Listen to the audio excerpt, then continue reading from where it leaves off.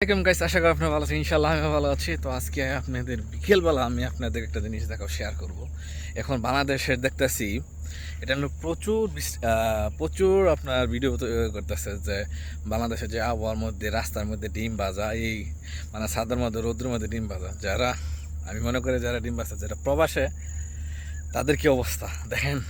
এখন এখন প্রায় আপনাদের দেখাই গরমের মধ্যে বাজে কয়টা, তারপর আপনার রোদ্রের তাপটা আপনার দেখবেন।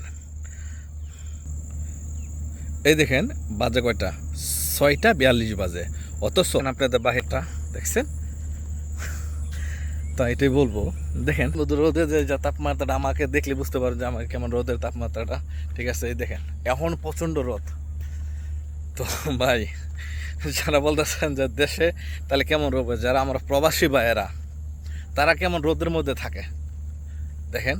তারা কত রৌদ্রের মধ্যে কষ্ট করে, কত রৌদ্রের মধ্যে ওরা পরিশ্রম করে, সেটা অনুভব করেন। আমি সাজেস্ট করবো যাদের ভাই অথবা যার স্বামী অথবা যার বাবা যেই থাকুক না কেন প্রবাসে, তাদের জন্য দোয়া করবেন। ঠিক আছে, কারণ আপনারা যে রৌদ্রের মধ্যে বাংলাদেশে কত রৌদ্রের মধ্যে আপনার ডিম ভাজতে আসতেছেন, তাইলে এখান থেকে বুঝতে পারবেন যে প্রবাসে যারা থাকে তারা কত রৌদ্রের মধ্যে থাকে। দেখেন এখন কিন্তু সব এখান থেকে গাছ সব কিছু আছে, তারপরও দেখেন রোদের তাপমাত্রাটা দেখছেন। তো এটাই বলবো, অবশেষে যাদের প্রবাসে কেউ থাকে, যাই থাকুক না কেন, তাদের জন্য দোয়া করবেন, তারা যেন সুস্থ সবলভাবে থাকতে পারে। প্রচুর রোদ, অনেক মানুষ স্ট্রোক করে। এই জন্য দেখালাম যে আপনাদের 7টা বাজে, অথচ রোদের যে তাপমাত্রাটা কেমন সেটা আপনারা দেখতেই পারতেছেন। ঠিক আছে, তো প্রবাসে অনেকেই প্রবাসীদের দিনে নানান কথা বলেন, ভাই প্রবাস আইসা দেখেন কত কষ্ট যায়। ঠিক আছে, প্রবাস আইসা দেখেন যে কত পরিশ্রম, কত কি। ঠিক আছে, আর রোদের তাপমাত্রা কি এখন। যে আমি থাকি সিঙ্গাপুর, ওইখানে যে সিঙ্গাপুর গভর্নমেন্ট তারা আপনাদের রৌদ্রের সম্বন্ধের জন্য প্রতি 3 ঘন্টা পর পর পানি খেতে বলে, এবং যাদের প্রজেক্টে কাজ করে তাদেরকে একটা পানি বিরতি দেয়, যে আপনারা পানি খাওয়ার জন্য। এখানে আবার ছবি সাবমিট করানো লাগে গভর্নমেন্টের পর্যন্ত।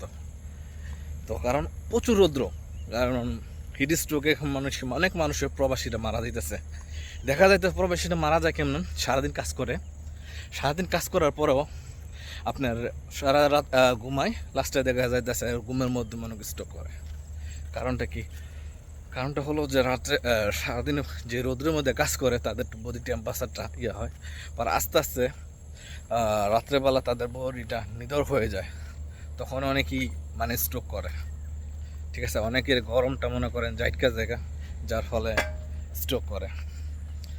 তো এই পর্যন্ত আমি বলবো আপনাদেরকে, যাদের প্রবাসে কেউ থাকে তাহলে তাদের জন্য প্রচুর নামাজ পড়ে দোয়া করবেন, যেন তারা সুস্থ এবং সবল নিয়ে কাজ করতে পারে। তো বেশি কিছু বলবো না, এই ভিডিওটা অনেক লম্বা হয়ে যেতেছে গা। তো প্রবাসী ভাইরা সবাই আপনারা সেফটি নিয়ে কাজ করবেন। আমি যারা প্রবাসী ভাইদেরকে বলতেছি, যারা আমার এই ভিডিওটা দেখতেছেন, আপনারা সেফটি নিয়ে কাজ করবেন, প্লাস আপনাদের প্রচুর পরিমাণে পানি ড্রিঙ্ক করবেন এবং বোতল সাথে সাথে নিয়ে আসবেন। ঠিক আছে, এ বলে আমার ভিডিওটা, সবাই ভালো থাকেন। আসসালামু আলাইকুম।